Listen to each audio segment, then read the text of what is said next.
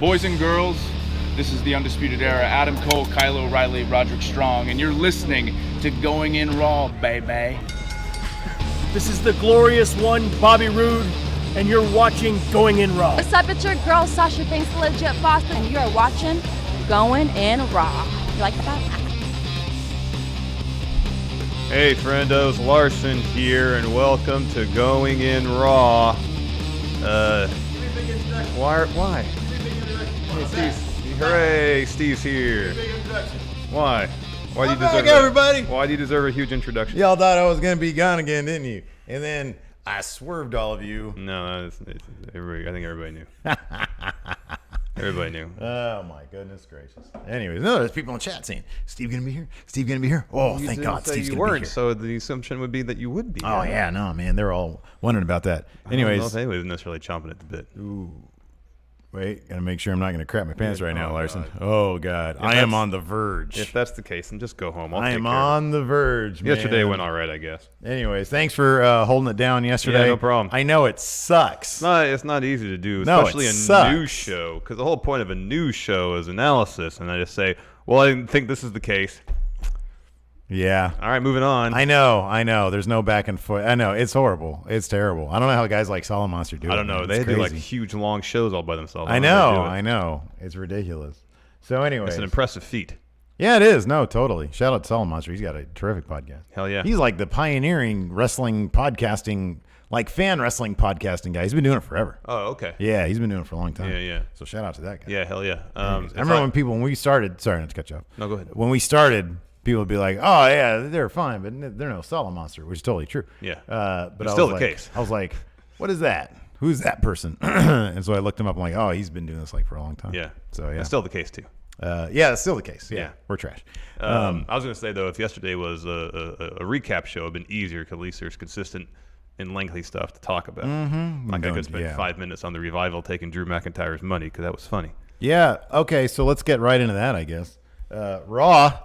Pretty decent show last night. Yeah. For once, it was consistently.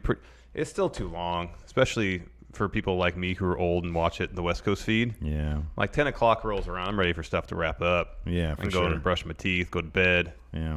But I have a whole another hour to watch, so it's just more me being old. Yeah. And not really used to staying up. Cause I get up early in the morning. SmackDown's probably gonna end up being 3 hours, dude. I hope you know that. Yeah, I'm aware of that. That's probably gonna. And it's gonna be, but at least be on Fridays. Yeah. No, I agree with you. It's always too long. So last night I was in a really bad state of affairs. I had like a nasty headache, and things were happening on the other side of my body too, and so it really sucked. But I was able to soak in Raw and understand that. Oh wow, there is something a little bit different. Like they did seem to. I don't know. Sometimes it's like I don't know. Vince is sort of. I would love to know what the process is week to week. It's interesting because it was very different from the week before. Yeah, I was reading last night that there was a ton of SmackDown stars on the show, like double digits or close to it, as far as a wild card rule situation. Mm-hmm, yeah. And I think one good thing about Raw last night, it wasn't completely dominated by the Shane McMahon story. He was there. Sure. There was a handful of vignettes. Yeah. There was Roman's beatdown. Yeah. But there wasn't 20, 30 minutes of Shane. Right. Yeah. That helped a lot. Yeah. There was a good lengthy match involving U.S. title situation. Mm-hmm. That was good. That was fun. We saw a few people we haven't seen in a while, namely War Raiders. Haven't seen them in a while. They had a match, short squash match. EC3 was involved. There was a lot more, especially relatively, a lot more faces we hadn't seen in a while. There was focus on brand-specific storylines. Yeah, I thought this. Here's the thing. Last night was a perfectly fine Raw. I thought it was actually pretty good. But the problem is we're comparing it to here's the thing. Raw needs energy. It needs a thread, which last night was Seth Rollins in his chair, which I thought was terrific. Yeah, that was good. It needs a sense of urgency, which I thought it mostly had last night. Mm-hmm. A through line, the Baron Corbin referee thing, which we kept on getting results for. I think the problem right now specifically is I'm not going to be enthusiastic about Raw until I see a couple months worth of this, or at least a couple weeks of it. This has to be the norm rather than an outlier for me to be excited. Yes, totally. Yeah, there has to be. And imagine how much better it would have been if there were some long-term scenarios that were playing out in advance of the Stomping Grounds pay-per-view. Exactly. Like the main event, great match. I will always enjoy seeing. Have some build for it. Yeah, I know. They tried to build something on the episode saying, well, Seth has never beat Daniel Bryan. Yeah. But like in the Raw preview, it made it sound like that Daniel Bryan was being forced to go to Raw. Yeah. All this stuff. Yeah. Because they didn't know, man. No, they didn't know. They had to justify some storyline last minute instead of having some build. Yeah. Just give us a build because that's like a pay-per-view level main event. No, it totally is, and it seemed obvious that it's a bit reactionary. Totally. A lot of obviously they sort of. I think that Vince, maybe a bit more now, has his finger. Okay, no, sorry, I'll backtrack. I think that. No, there was that Meltzer mentioned that Vince and a couple other higher ups at WWE were shocked at the success of the Double or Nothing. Sorry, not Double or Nothing. The All Out ticket sale. 15 minutes. And in reality, it was. I mean, you can call it an instant sellout, pretty much, because the only thing 15 minutes was how long the dang servers took to process all the orders. Yeah, all the orders exactly. Yeah. And so they're surprised by that, 70,000+ people. Not paying attention then. Right, exactly. No, they haven't been. And so there might be an element,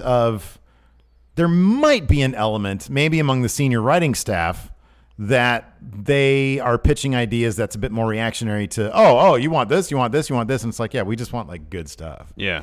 Or maybe there's something to do that. I don't know. Sometimes we hear, this idea was Vince's, this idea, et cetera, et cetera. Yeah, like all the gauntlet stuff with Kofi was right. You Vince's hear that idea. every once in a while, exactly. Yeah. So that's why it would be interesting to like open up the curtain a little bit and find out what's going on week to week, But that's probably never going to happen. But no, it did seem it seemed reactionary in a good way, in a way that seemed to address what a lot of people want. You have the best roster on the planet. Let's see it. And we got that. War Machine, where have they been? Oh, you got that too. Yeah. And so the revival and this little faction that feels more. Last time was the first time it actually felt like a faction. And it was pretty good. And it was pretty good. And Drew took more of a center stage role. Yeah, while also seemingly even more like a henchman. I love the stuff with Heath Slater. Yeah, I know, but Shane literally going, go take care of that. I know. Yeah, last night felt reactionary without necessarily feeling desperate. Right, exactly. Which is an important distinction. Yeah, for sure.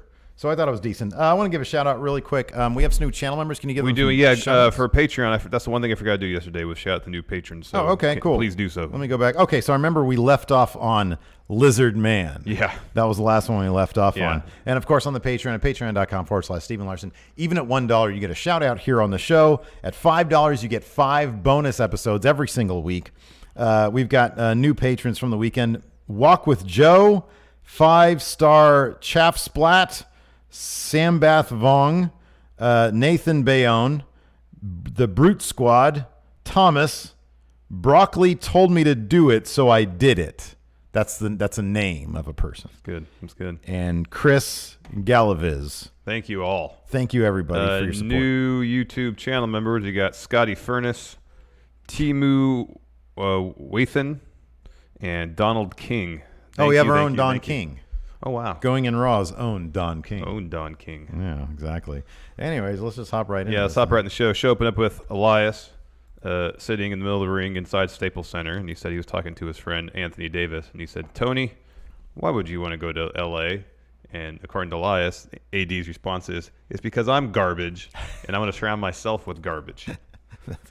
That was pretty good. So before he got too much in, Seth Rollins. Well, he says, Baron Corbin asked me to come out here. Oh, yeah, guest referee, yeah. He takes his robe off, and he's got a referee tank top on. And then, immediately Seth comes in, lays him out from behind with a chair, and beats the hell out of him. I was pretty shocked at this because by the time Seth was done with the chair, it was only 5:04. Yeah. So last night, they fit a lot in. Everything was pretty much shorter. See, it felt like nothing necessarily overstayed its welcome, which is a rarity on Raw. Because generally, especially the opening segment, overstayed its welcome by about threefold. Oh, yeah. So Seth grabs the mic and essentially says, anybody out there who's considering being Baron's ref, you're going to get this chair. This is your first and last warning. If you're in cahoots with Baron, if you even think about it. Yep, you're going to get this chair. Which comes into play later with poor Eric Young. Seth Rollins' so-called friend. The provocateur. The auteur. Seth says, "Yeah, we go way back. We're friends." Wank, skunk. Destruction. Yeah. So, anyways, that was good. That set up the rest of the night, and we got to see that. And I love Seth in his chair. Anytime Raw actually tries to tell the story over the duration of the entire show, it benefits the show greatly. It does, and it's action, not talking. Yep. That's what's great. That's what needs to be action now. Then we got a fatal 5-way, number one contender for U.S. title, Miz versus Bob Lashley. What was that? Sorry, Discord. Versus Cesaro versus Ricochet versus Braun Strowman. So Elias is still in the ring selling chair shots. So Miz comes in, drops Elias with skull-crushing finale, and then Lashley spears him. Cesaro gives him a swing. Ricochet hits his one-kneed code breaker, and then finally Braun drops him with a power slam. Elias got beat up. Again, it was a very clever bit. Yeah. Should tell us that nobody likes Elias. Yeah, exactly, yeah. Heel or face, one thing that binds them all together, that unifies everybody that would be locker room, is that they don't like Elias. They don't like Elias. So this is a fun match. Even though Cesaro was eliminated first via Braun power slam, he had a good showcase. Oh boy, that like Olympic slam type deal on Braun. Oh my god, that was something else. Man, when they let Cesaro be Cesaro, it's just immaculate. It's so great. It's good. So he's first eliminated, and then Braun next eliminates Bob Lashley via power slam, and then neither Lashley nor Cesaro leave the ringside area. So when Braun's putting it to Ricochet, Lashley comes in, spears Braun. Cesaro falls with the neutralizer, and then Ricochet more or less just shrugs and is like, well, this is how it's going to have to be. He goes to the top, hits the 630, pins Braun afterwards with some help from Bob Lashley and Cesaro. Yeah. Braun is eliminated. So then Braun beals Ricochet out of the ring onto Lashley and Cesaro, and then Braun chases up the ramp after Lashley and Cesaro while Ricochet gets back in the ring. The finish saw Ricochet catch Miz off a springboard, hit his one-kneed codebreaker, followed with a 630. He gets the win. Joe comes in, attacks Ricochet after the bell, but Ricochet fends him off. That's your U.S. title match for Stomping Ground. Actually, a match I'm somewhat excited for. I'm excited for this match. With the understanding that Ricochet's not going to win this thing, this is simply a precursor to maybe somebody higher up on the food chain for Samoa Joe. Or it could be a precursor. I think you're about to be optimistic. I like it. Yeah, it could be a situation where there's a wonky finish, dirty finish. Joe retains, only to have a rematch at what's the next one? Extreme Rules. Yeah, and either Extreme Rules they're building hopefully to an inevitable Ricochet win at some point. I really hope that's the case. I'll believe it when I see it because same. That's how it is with anybody we really love, including the guy in your shirt right now, Finn Balor. Well, that's the Prince Devitt. Is that? Oh, sorry, my bad. Yeah, you never think that your guy is gonna. You can't get your hopes up too high unless your favorite wrestler's name is Roman Reigns or Seth Rollins. Don't really get your hopes up that they're going to be used well consistently. I know. I still don't believe that they gave the WWE title to Daniel Bryan. But no. So there was something funny about this also. I want to get your take on it because we talked about this last week during our SmackDown episode. According to Ryan Satin, I noticed he was tweeting out because I think he was there live. Number one, there's two things to note live. Number one, Dana Brooke got busted open. Yeah, she had a match with Sarah Logan and she hit hit the ring post. Oh, that's what it was. Hard way. Yeah, and it was everywhere. But apparently she was super over with the crowd, which is awesome. That's cool. Number two, Ryan Satin noted this on Twitter. I guess he was there live. I'm assuming that. So when it was down to Ricochet and Miz, and everybody, LeBron went chasing everybody, right? That we got a commercial break. Yeah. So for the live audience, they said the referees are now permitting Ricochet and Miz to take a brief break before they get back to the action. Oh, really? Yeah. They mentioned that on TV. Oh, they did? Okay. Yeah, okay. A bit of a reset. Oh, okay. I was out of it. But apparently during that time, Samoa Joe got on the mic and said, neither of you want any piece of this or something like that. Oh, okay. But yeah, I thought it was amusing that, okay, you can take a brief break, everybody. It's middle of an elimination match. Brief break. Hold on, everybody break now. I wonder why. Because we're time for story time with Joe. Yeah, exactly. After that match, we had a Becky Lynch promo. She calls out Lacey, talks some trash. Lacey obliges. She makes her way down to the ring. It was kind of awkward so in this promo, Lacey she referenced the fact that she is a legit Marine. Yeah. And it's always kind of awkward when the heel says something that's fairly admirable about themselves that you can't disagree with. And Becky is forced to say, I respect what you've done.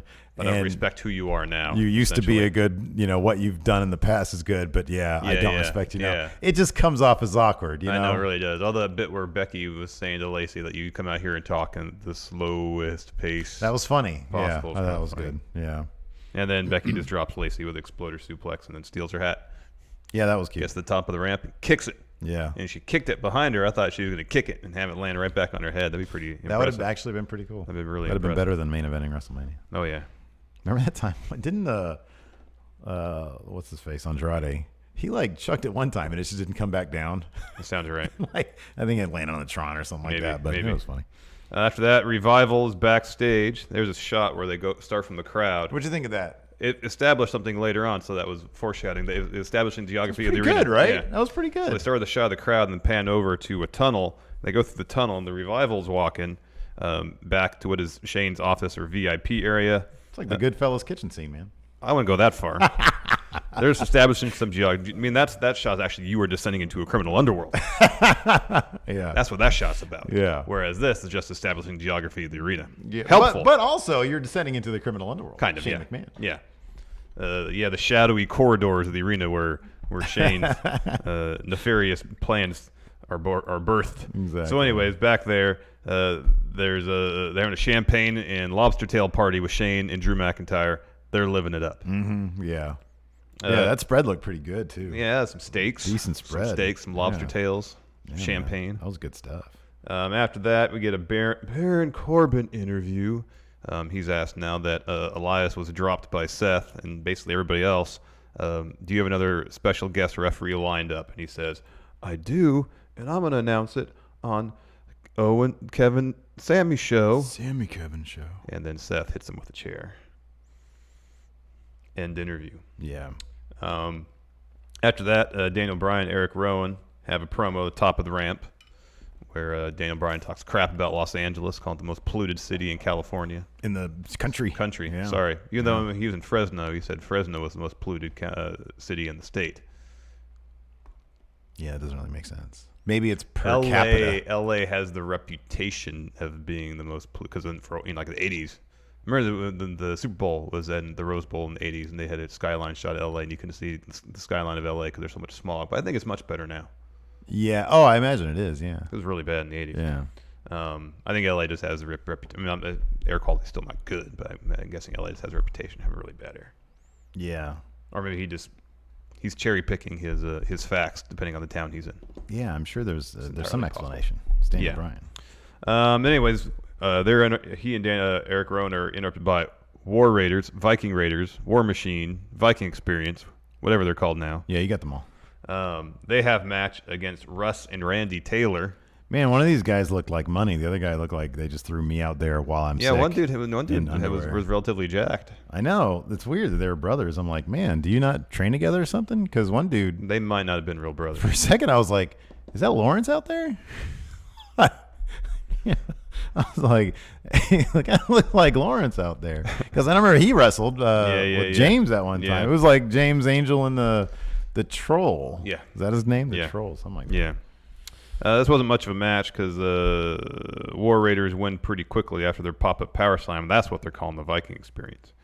And then they pan to the crowd, and there's R-Truth and Carmella sitting in some very obvious disguises. Yeah, Carmella was Charlie Chaplin. And then R-Truth was wearing like Santa Claus? No, it was what like was a British red coat.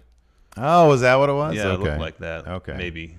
And he had a beard. Yeah, and a hat. And then they looked like a Revolutionary War soldier. Yeah, the cameraman panned over the crowd, saw them, and then went back to them. And then Carmella tried to hide his face, but it was too late. Loser locker room comes running out. Yeah. The chase is on. Yeah, R-Truth tries to hide her in the ring. Loser locker room goes under the ring, and they only find Titus underneath. Yeah. So eventually R-Truth, with the help of Carmella, makes his way out from under the ring. They go running through the crowd. Loser locker room gives chase. Yeah. After that, quick shot of Baron, Owens, and Sammy at gorilla position going over notes. Mentioned this earlier. Backstage, Shane's party. Heath Slater enters, and once they got over some audio issues. That was weird. Yeah, that was really weird. They didn't know what meter or whatever Slider. Sorry, was Heath's mic or the inner mic. because we got like crowd audio, no audio, quiet in-room audio. They finally figured it out. And then like Michael Cole was talking because they weren't talking, but Yeah. they were talking and he was still talking. Yeah.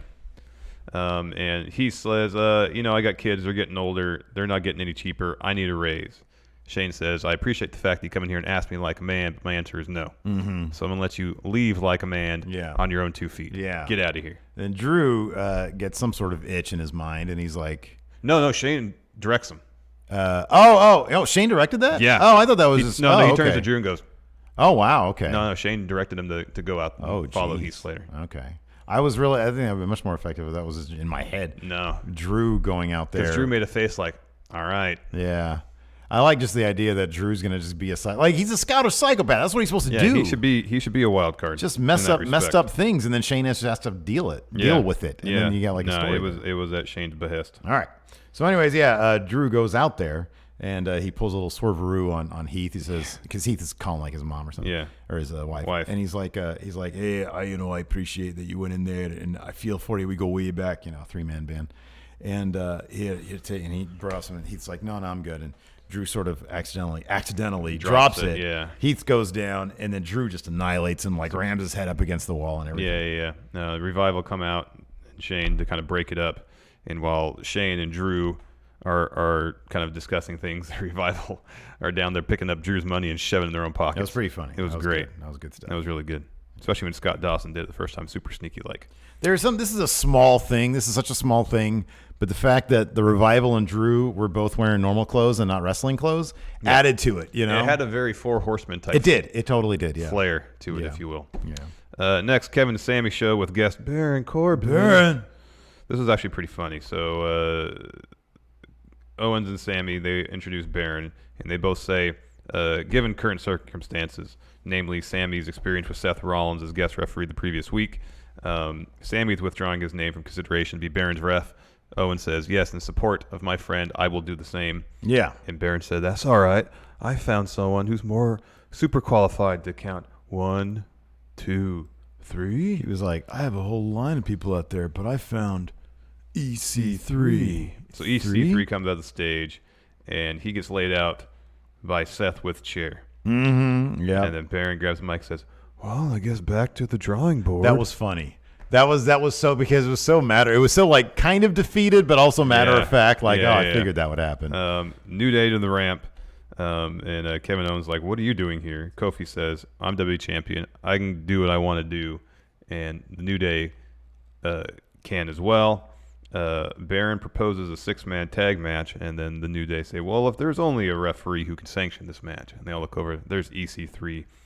They pick him off the stage and kind of do a Weekend at Bernie's type deal with him. Yeah, where they ask, "Hey, EC3, are you fine to ref this match?" And they shake him like pretty violently. Yeah. So his head's nodding yes. Yeah. And then Kofi does an EC3 voice. Green lights the match. They work their way down the ring. They let go of EC3, and he just falls flat in his face. I like that, though, during the Weekend at Bernie's stuff, he was amplifying it with his own movements, when they'd have him nod yes, he'd be doing it. Yeah, he was really going. It was good. It was really good. Yeah, it was pretty funny. Hats off to EC3 for making the most of every little opportunity. Whatever he has, yeah, exactly. After that, this was an odd segment. We get AJ Styles in the trainer's room being tended to. Apparently, he's going to be cleared to return shortly. In walks the club in their old doctor's outfits, which they haven't worn in like at least a year, if not more. Oh my God, more than that, yeah. Yeah, that's an old reference. That's a while ago. So they're joking around with AJ, and then AJ starts to lecture them, saying, what's going on? You guys are too comfortable. When's the last time you've won a match? When's the last time you had a match on TV? They're like, look, good brother, we're headed to All Elite Wrestling soon. I know. And then he says, you guys are too comfortable. What, you making too much money? And they're talking about jet skis and all that kind of stuff. And I'm like,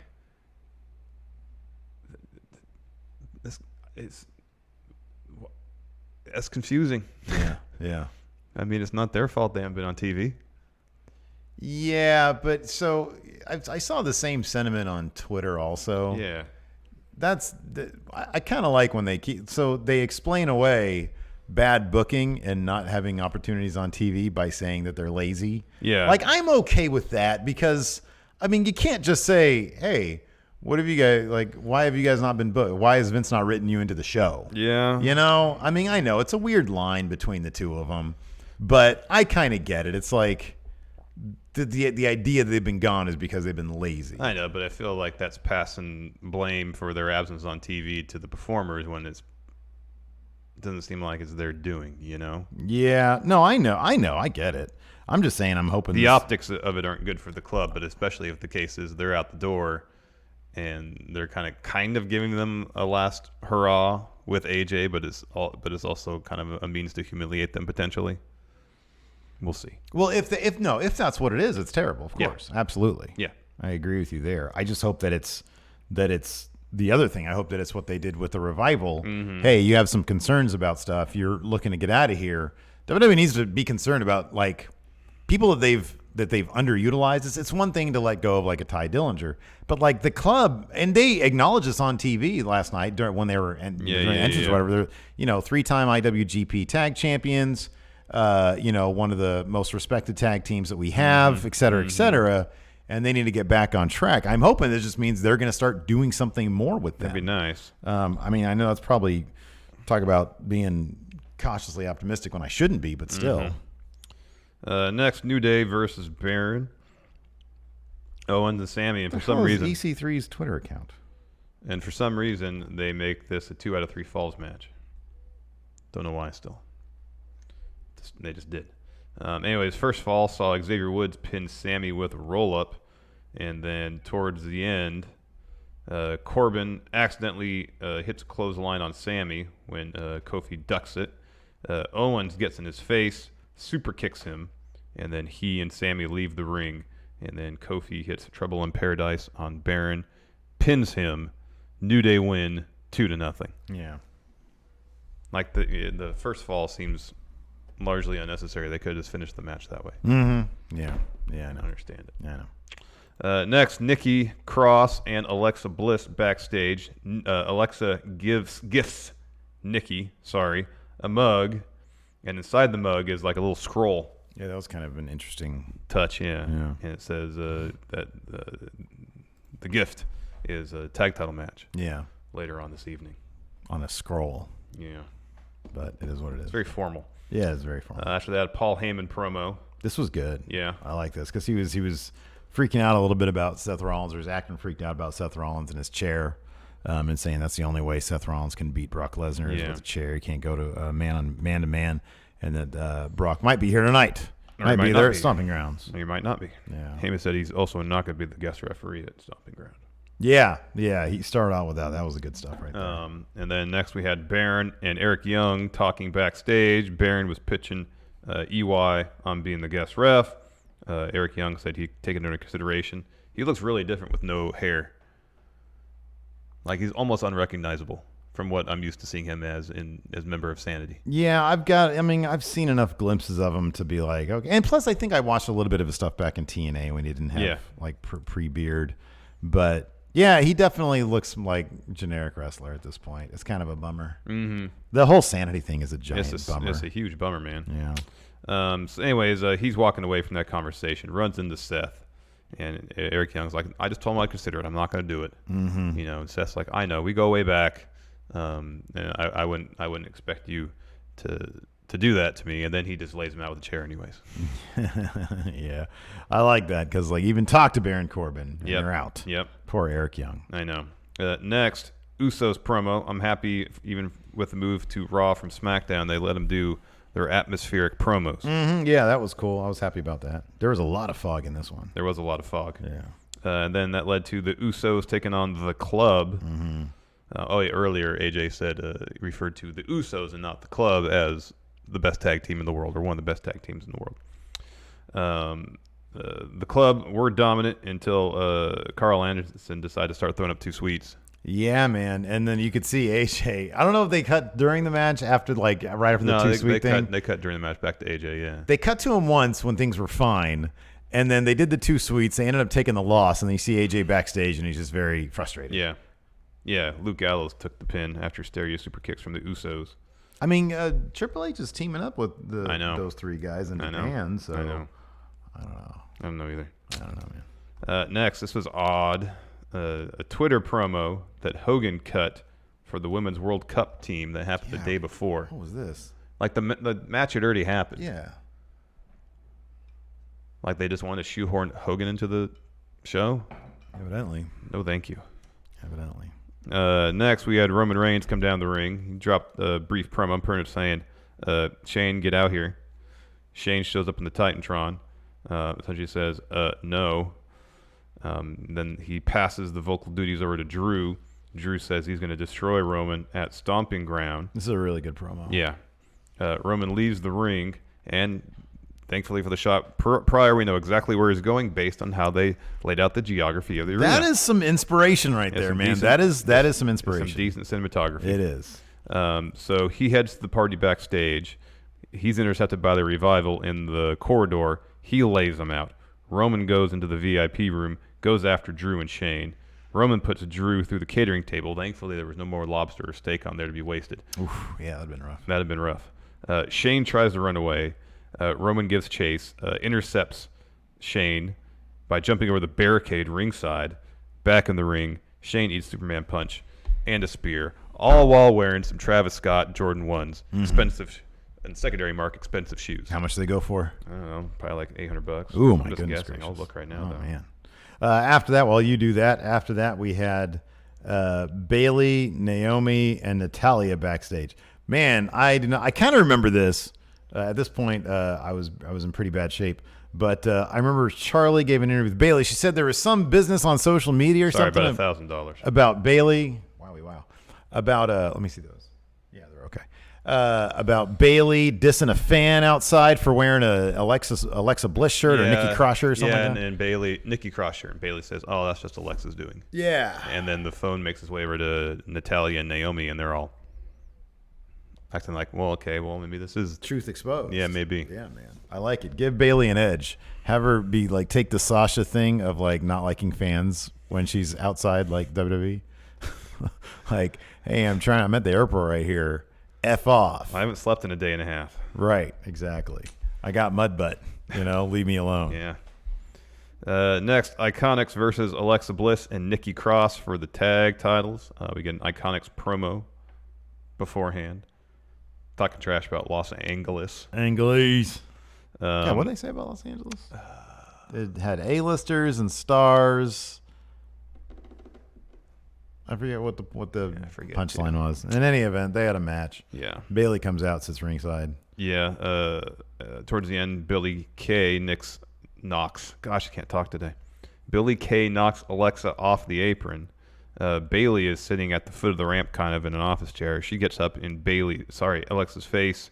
Alexa shoves her.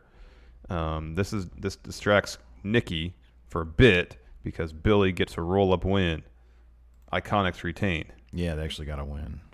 Half of me thought that they were going to give those titles to Alexa. And, sometimes they do that. They're I'm tired of the Iconics. This story's better. Let's just put it on them and do that. Yeah. So I was kind of surprised about that, but the Iconics got the win. After that, Alexa and Nikki were backstage. I forget what happened on that one. Do you remember? Post-match? It was Nikki more or less accepting responsibility for the loss and says, you've showed me now Bailey's true character. I hope she loses on Sunday. Oh, yeah. She and said, I I'm will going to be in your there corner. Okay. ringside for your match. I remember that. After that, we got what appeared to be perhaps the final episode of Firefly Funhouse. Well, at least it's the one where they're trying to make the leap from Firefly Funhouse to maybe in-ring action. He quantum leaped at the end out of Firefly Funhouse. So he was watering some plants, and he said, plants are like ideas, man. You put it like seeds in your head, and you put water and sunlight. And they grow. They grow, man. Some ideas are infested with worms, and that's no good. Yeah, and then you see the worm. They cut to the worms from the WrestleMania match. Yeah, to me, he's admitting that match was terrible. Yeah. And then he got a little more sinister, said follow the leader, which is one of he used to have a shirt with that on there. Yeah. And then a weird, creepy montage of Fiend Bray. There was like a radio dial with various snippets of different genres of music. Yeah, and I wonder if one of those, if he's getting a new. Let Me In. he's getting he might be getting a new theme song. I would not be surprised. Because there was something that sounded a bit more that I didn't recognize.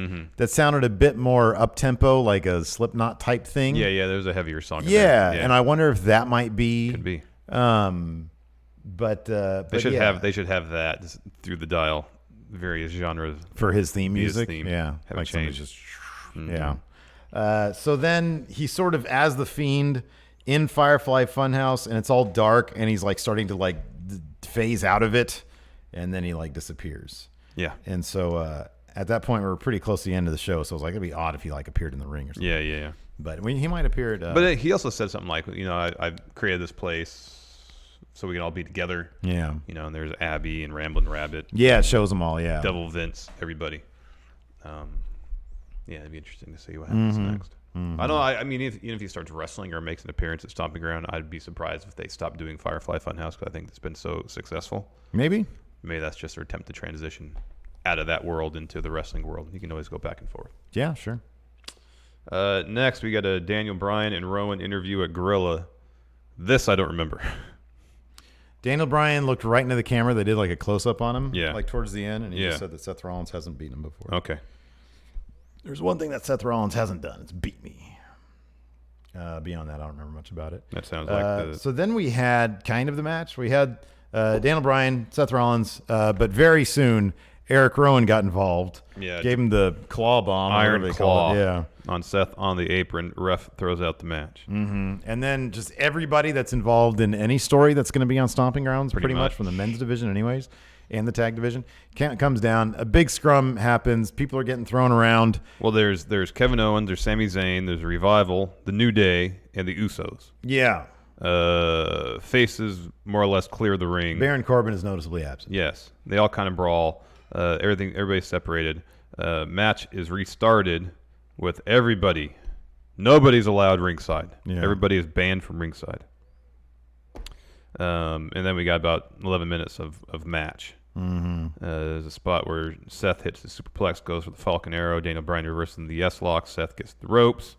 Daniel Bryan gets his knees up during a frog splash. Transitions to another yes-lock. Seth escapes again. And then Seth wins after a stomp. And then Baron comes down, hits Seth with a chair on the ramp, and then back in the ring, drops him with an end of days. Yeah. So he screwed himself, man. Yeah, he stood tall. Yeah, no chance he's winning. Yeah. No Let's chance. do a SmackDown preview. Yeah. First, Xavier Woods and Dolph Ziggler to battle it out on the blue brand. With Dolph Ziggler's WWE title opportunity against Kofi Kingston inside the confines of a steel cage at Stomping Grounds rapidly approaching. Xavier Woods will look to get a crack at the show-off a few days earlier tonight on SmackDown Live. Woods and Ziggler have mixed it up numerous times since Ziggler's return last month, including a chaotic brawl on Raw that saw the two wild cards battle all over the arena. Woods, of course, ultimately played a vital role in the WWE title match at Super Showdown, which led to Dolph petitioning for Jesus Christ. This is going on forever. I know all this stuff. Or will the show off, or will they just... Okay, yeah, so Dolph's going to be there. Yeah. Bayley and Alexa Bliss to come face-to-face on A Moment of Bliss before they collide at WWE Stomping Ground. These are long previews. It is. SmackDown Women's Champion Bayley and Alexa Bliss will square off with the title on the line at WWE Stomping Ground, but just days before that bout, they're just reiterating the title. They will meet on Bliss's always lively talk show, A Moment of Bliss. With so much on the line next Sunday, will tensions overflow between the Hugger and the Goddess? And will Bliss's new BFF, Nikki Cross, factor into the proceedings? Find out when A Moment of Bliss, loaded with combustible elements, goes down tonight. You son of a bitch. What will be the fallout of Roman Reigns' attack on McMahon and McIntyre? Last night on... Oh, man, we're getting do the same thing over. Last night on Raw, Drew McIntyre seemingly crossed the line when he targeted Roman Reigns' family in a war of words just days before their battle at WWE Stomping Grounds. The Scottish Psychopath's rant sent the big dog into a rage. Reigns hunted down McIntyre in Shane McMahon's VIP room, where the big dog slammed McIntyre through a table, then chased Shane O'Mac into the arena. The best in the world thought he had gotten away from Reigns, only for Big Dog to fly over the barricade and go to the attack. We know this happened. Mm-hmm. Will there be any fallout from this wild throwdown just 5 nights before Reigns and McIntyre square off at Stomping Grounds? Will Daniel Bryan and Rowan finally accept Heavy Machinery's challenge? SmackDown Tag Team Champions Daniel Bryan and Rowan have had Heavy Machinery on their radar ever since Otis and Tucky issued a challenge for the titles. However, Bryan and Rowan have yet to grant the blue-collar pair a title opportunity, instead opting to mock the duo, saying that they won't be receiving a title match because Otis is extraterrestrial.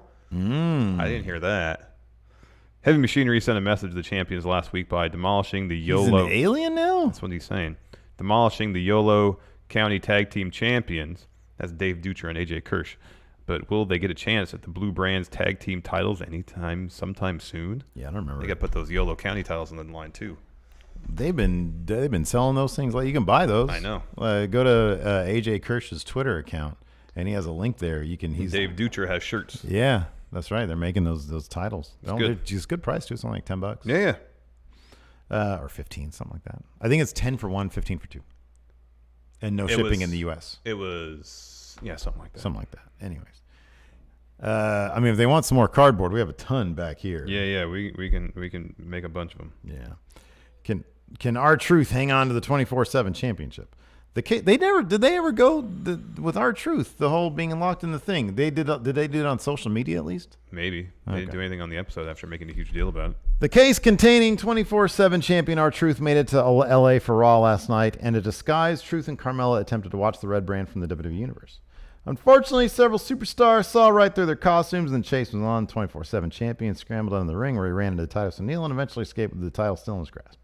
Will Truth make it through Tuesday night with his coveted title? Find out on SmackDown Live tonight at 8/7 Central on Fox Network. Woohoo! No, USA Network. That's where it is. USA. Anyways, would you like to listen? Would you like to look at the television, Would you Mr. Lee? I'd like to answer some questions. Would you like to answer some questions, Sure, Mr. Lee? we can do that. All right. First, PJ, thank you. Thayer Thabata says, please shout out Cody Miles' GoFundMe. Yes. Cody Miles' niece is a little baby. Yeah, who was is just dealing with some complications. Some complications, yes. So by all means, if you want to help, let me find it real quick. I'm tweeting it right now. Okay, there you go. Steve will tweet it right now. With a bunch of hearts. A ton of hearts. And a bunch of Arrows going down. There you go. And I will tweet that. Yes. And I don't know if you're allowed to. Are you allowed to pin a retweet? I don't know. If you can, I'll do it. Cody's top-notch friendo. I'm pinning this. There you go. So yeah, Cody Miles is like one of our top friendos. Mm-hmm. He's very active in the community. He's head of the Discord group. Yep. And just a terrific human being. Yep. And this little niece of his needs some help. Yeah. And it's read through the whole thing. It's great. Mm-hmm. And if you have the means, if you have anything that you can give over, please do. Please do. Dom L. SmackDown Live tonight. I can feel it. Who's ready? I don't know, man. She wasn't mentioned in SmackDown preview. No, maybe after Stomping Ground. Although Moment of Bliss typically has a lot of people show up, so maybe the Moment of Bliss with Bayley and Bliss. Maybe kind of nowhere though. Maybe any TV time is good TV. No, I agree. Austin Luff, you guys see the Raptors parade? Does Kawhi stay? I don't know if anybody can get the read on Boardman. You know, I mean, he's gonna get paid. Get a big sack of apples for him. Apparently, he likes apples. Oh, really? Apparently, that was a thing of some sort. Oh, okay. Yeah, he's some. You know, how, like the greats always have weird quirks. Yeah. His is apples. He likes apples. Yeah, well, apples are delicious. Apples are amazing. They're great. What's your favorite apple? I like the Red Delicious. I think I like the Gala apples. Okay, They're yeah. not as sweet. Yeah. But they still have sweetness. That's crisp. good. Sometimes with Red Delicious, they can be too mealy. Mealy. Soft. Oh, you think so? They can be. I like them because they're crisp. No, I mean generally apples are supposed to be crisp, but I find like supermarket Red Delicious tend to be mealy. Really? They can be. I mean, I think it's been a while since I've had one. It's something that can happen to apples. Period. When I had them, I felt that I liked them. I can't stand soft apples. I don't like. Lacey likes Granny Smith, the green ones. Yeah, those are too tart. They're good. They're good for baking. Like if you want to make apple pie, you want to use those. Yeah, right. Otherwise, it's too sweet. Too tart. It's what? Too sweet. Throw it up. Throw it up. Throw it up. So, anyways, does Kawhi stay? I don't know. In his mind, he could think, well, I brought this city a title. Time to move on. Or he could think, oh, we could have something really special here. I want to win more titles. I'll stay here. I don't know. I don't know, man. You got LeBron and AD together now. Yeah, they need another piece, though. They need several more pieces. Yeah, and then the Warriors are going to be compromised this year. They're going to be trash this year. But you got the Nuggets. They're going to be a good team. You still got the Bucks. They're going to be really good. Yeah. Chris Paul, he's not happy in Houston, evidently. Maybe he'll get traded to the Lakers. Yeah, I wonder if he'd be I don't know happy what they there. have to trade at this point, though, other than Kevin Kuzma. They have a bunch of money to spend. Oh, yeah, he's on Yeah, a that'd be a contract. trade because he's got Yeah. another 2-3 years on his Oh, deal. man. Anyways, let's see. This here. isn't a basketball podcast. No. Does Woj have a podcast? Oh, I'm sure he's got to, man. Yeah. He'd make so much money. Oh, hell yeah. Dropping bombs every day. Mm-hmm. Greg Morris, would it be more acceptable if Shane was just the leader of a faction a la Bischoff NWO or Heyman in the Dangerous Alliance? Yeah, that's how it should be. Yeah, that's how it should be. Joshua Martinez debating on going to SmackDown next week in Portland. Wait to see if I win free tickets or get second row. Depends on the price. If you can get second row for a decent price, like $100, it's always a fun time. You get to see episode 205 live. That's worth the price of admission right there. Yeah. Cody Miles, on the radio dial, all the songs were Muscle Man in just different tempos and genres. Mm-hmm. Okay, all right, that's cool. Johnny Ralston, do you guys think AEW will actually act like the Monday Night Wars, or do you think WWE will continue to not step up their game? P.S. Miss you, Steve. I think AEW just wants to do their thing, and WWE will maybe step up their game if their hand is forced. I mean, in terms of it, I guess it kind of depends on what the acting like the Monday Night Wars means. I would be shocked if All Elite They've been stooped to the level of pettiness Yeah. that WCW did. And they've been fairly save for Chris Jericho. They've all been fairly diplomatic, saying, "No, this isn't a new war. This isn't us competing with WWE. We're just trying to be an alternative." Jericho was the one that was like, "No, this is war." Yeah, And to a slightly lesser extent, Ambrose did too in his promo after he debuted. it's such a different thing these days. Like WWE's a behemoth. Yeah. And to claim, oh, we're going to take him out.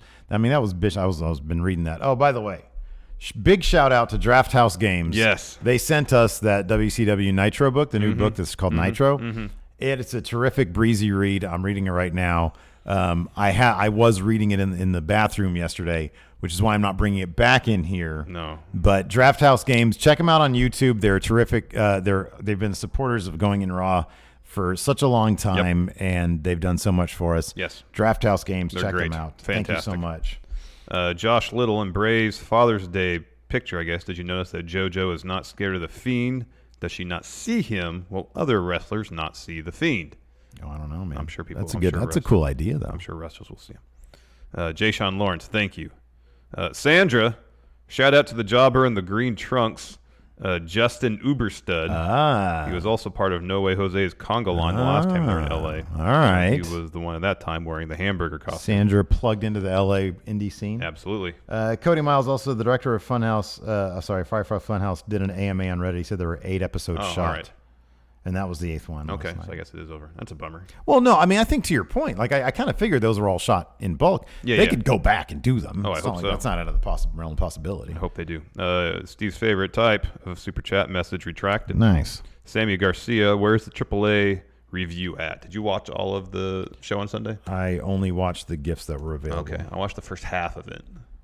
And of course, Aerostar falling on his head. Yeah, I saw that a lot of times. And saw the Lucha Brothers won. Yeah, all the gifts. I saw those. Yeah, it seems like your prediction of Dr. Wagner losing his hair is probably going to be the correct one. Yeah. Mr. Triple Mania was saying that his hair is super long now. Yeah. So, Yeah. totally.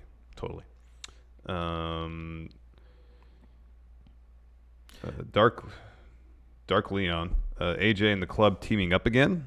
Maybe. It'd be weird if this is all a feud between AJ and the club. Yeah. I think he's going to get him whip him into shape. There's about, does anybody else catch Corey Graves saying he should be happy he has health insurance after Heath Slater got beat up by Drew? Oh, that's funny. That's funny. Oh, here we go. Blake Whitehouse. If you can go to a karaoke bar with Vince, what songs would you want to sing with him? Ooh.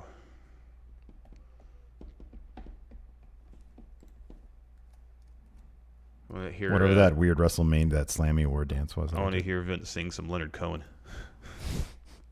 That's good. He's got a deep voice, and Leonard Yeah. Cohen, towards the tail end of his career, was very deep.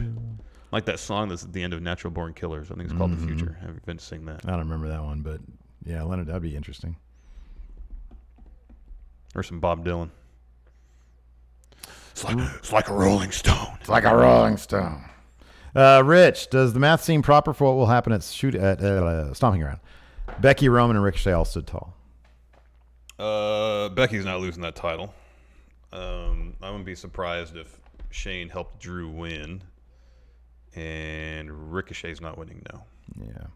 What do we have going for Overrun today?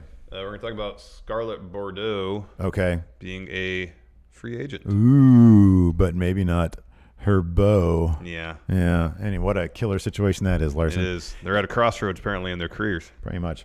Anyways, thanks, everybody, for tuning in. We appreciate it. Yep. And until next time, I'll talk to you later. Goodbye. Be a part of Going In Raw today at patreon.com/Steven Larson. Starting at $1 a month, you can enjoy Going In Raw ad-free, gain access to the daily 30-minute Going In Raw post-show, exclusive merchandise, and so much more. Support Going In Raw today. Click the link in the description.